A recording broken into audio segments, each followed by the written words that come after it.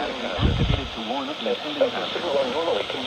The signal will normally conducted by the National Weather Service in Mount Holly every Wednesday between 11 a.m. and noon.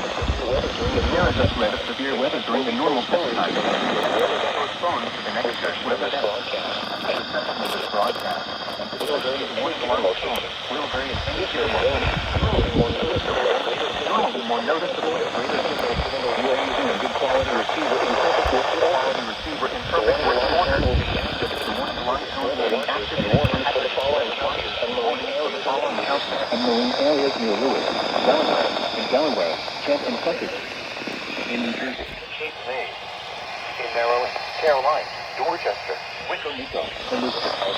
And Delaware, the coastal waters from Great Lakes inlet and Delaware Bay.